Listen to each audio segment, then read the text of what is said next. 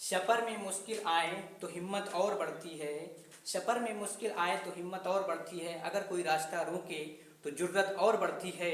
अगर बिकने पर आ जाओ तो घट जाता है दम, अक्सर ना बिकने का इरादा हो तो कीमत और बढ़ती है। नमस्कार मित्रों, राधे राधे। मैं अंकित स्वागत करता हूं आपके अपने ऑनलाइन इंस्टीट्यूट हिट शिक्षा के यूट्यूब प्लेटफॉर्म पर। आज मैं आप लोगों का डीलट सेकेंड सेमेस्टर इंग्लिश चैप्टर है सर्वनाम यानी कि प्रोनाउन पढ़ाने जा रहा हूं। जैसा कि मैंने कल के लेक्चर में आप लोगों को नाउन पढ़ा दिया है, उसी श्रृंखला में आगे बढ़ते हुए आज मैं आप लोगों को प्रोनाउन पढ़ाने जा रहा हूं।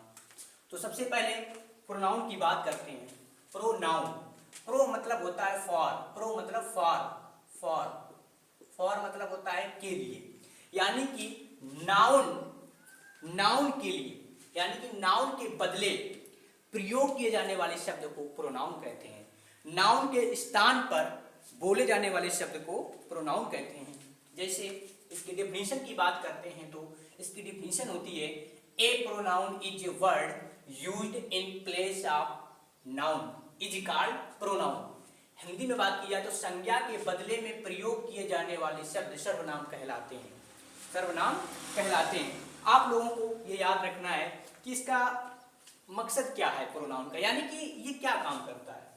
ये नाउन की रेपिटेशन को रोकने का कार्य करता है। प्रोनाउन क्या करता है? नाउन के रेपिटेशन को रोकने के लिए प्रोनाउन का प्रयोग किया जाता है, यानी कि नाउन के बार बार आना अच्छा नहीं, इसलिए प्रोनाउन का यूज किया जाता है। जैसे मैं आप लोगों को एक छोटी सी, जैसे मैंने कहा कि राम मेरा दोस्त है, राम मेरी क्लास में पढ़ता है, राम मेरे साथ घर आता है। तो ये बार बार जो शब्द, ये राम बोले, ये नाउन है, तो ये बार बार ये राम शब्द बोले, इसकी जगह वह बोल सकते हैं, तो ये वही आपका ये क्या है? सर्वनाम। यही तो प्रोनाउन है कि नाउन के बदले जो शब्द बोला जाता है उसको कहते हैं प्रोनाउन। अब बात करते हैं कि type of pronoun. Type of pronoun, सबसे पहले बात करते हैं, हमने यहाँ पर प्रोनाउन को 9 भागों में विभाजित किया है। कितने भागों में विभाजित किया है?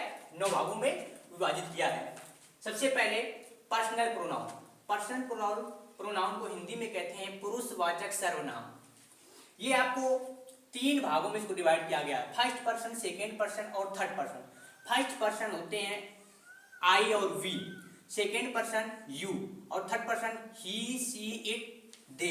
यानी कि अगर हम कह सकते हैं कि फर्स्ट पर्सन मैं खुद हो गया, सेकेंड पर्सन मैं आपसे बात कर रहा हूं, आप हो गए, और थर्ड पर्सन जिसके बारे में आप बात कर रहे हैं वो थर्ड पर्सन कहलाता है। इतना ज्यादा आपके डीलर सेकेंड सेमेस्टर में इतना डीप में नहीं पूछेगा, लेकिन फिर मैं आपको जानकारी के लिए बता दे रहा हूं।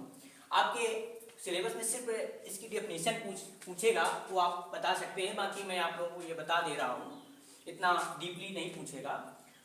तो ये तुम्हारा हो गया पर्सनल प्रोनाउन। अब बात करते हैं सेकेंड, यानी कि डिमॉन्स्ट्रेटिव प्रोनाउन क्या होता है। इसको हिंदी में कहते हैं संकेतवाचक, यानी कि इससे पता चल रहा है डिमॉन्स्ट्रेटिव तो संकेत, ये क्या कर रहा है? किसी को और संकेत दे रहा है। जैसे दिस, दैट, दीज, दोज, सच, ये सब क्या है? संकेत। तो यहाँ पर इनको ये यहाँ पर आए तो आप समझ सकते हैं यहाँ पर डिमॉन्स्ट्रेटिव प्रोनाउन यानी कि संकेतवाचक सर्वनाम है यहाँ पर। अब बात करते हैं थर्ड नंबर, डिस्ट्रीब्यूटिव प्रोनाउन, यानी कि विभाग सूचक। इसको हिंदी में कहते हैं विभाग सूचक सर्वनाम।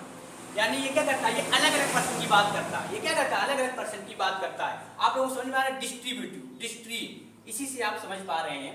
मैंने एग्जांपल के तौर पे लिख दिया, जैसे ईच हो गया, आइदर हो गया, none, both, every, neither, everybody, ये सब क्या है? Distributive pronoun. ये सब क्या है?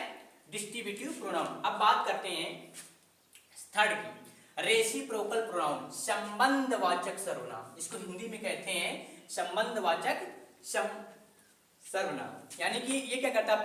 पारस्परिक संबंध के बारे में बताता है। जैसे ईच अदर, वन अनोदर, ये सब क्या है? संबंधवाचक यानी कि रेसिप्रोकल प्रोनाउन है। अब बात करते हैं next, reflexive pronoun. Reflexive pronoun इसको कहते हैं निजवाचक। निजवाचक यानी कि आप समझ पा रहे हैं, निज यानी कि स्वयं, समझ रहे हैं ना? स्वयं। तो यानी कि जैसे मैंने कहा, इसके example my self, our self, your self, him self, it self, ये सब क्या है? रिफ्लेक्सिव प्रोनाउन है। ये सब क्या है? रिफ्लेक्सिव प्रोनाउन है। अब आगे बात करते हैं एम्पैथिक प्रोनाउन। एम्पैथिक प्रोनाउन यानी कि दृढ़तावाचक सर्वनाम। ये क्या करता है, किसी बात को मतलब क्या करता है, ये बल प्रदान करता है। जैसे मैंने कहा I myself write a letter, मैंने खुद एक पत्र लिखा, मैंने खुद, यानी इस बात समझ पा रहे हैं, निजवाचक, ये क्या कर रहा है, बल प्रदान कर रहा है। क्या कर रहा है, बल प्रदान, कि मैंने खुद ये कार्य किया। बात समझ रहे हैं। हमने एग्जांपल लिखा है I myself write a letter, मैंने खुद एक पत्र लिखा था, मैंने खुद एक पत्र लिखा था।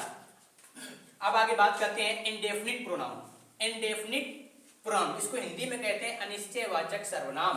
क्या कहते हैं हिंदी में, अनिश्चयवाचक सर्वनाम। इसके एग्जांपल देख लेते हैं, जैसे somebody, everybody, nobody, something, anything, nothing, everything। ये सब किसके अंतर्गत आएंगे, ये सब इंडेफिनिट प्रोनाउन के अंतर्गत आएंगे। अब बात करते हैं नेक्स्ट रिलेटिव प्रोनाउन। रिलेटिव, आप रिलेट कर पा रहे हैं, रिलेटिव मतलब होता है संबंधवाचक सर्वनाम। क्या होता है, संबंधवाचक सर्वनाम। संबंधवाचक सर्वनाम जैसे मैंने कहा कि हु, विच, whom, इसका एग्जांपल बताते हैं। एग्जांपल मैंने एक यहाँ पर लिखा है कि the pen which is red is mine.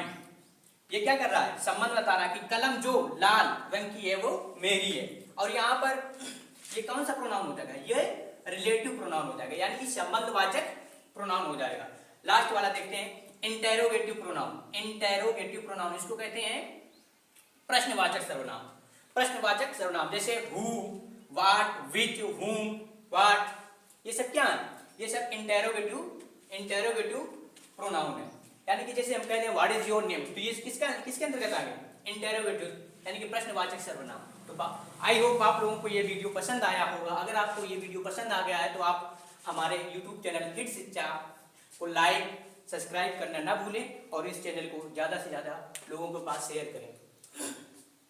और कल मैं आप लोगों को नेक्स्ट क्लास लेकर के आऊँगा और मिलते हैं नेक्स्ट वीडियो में।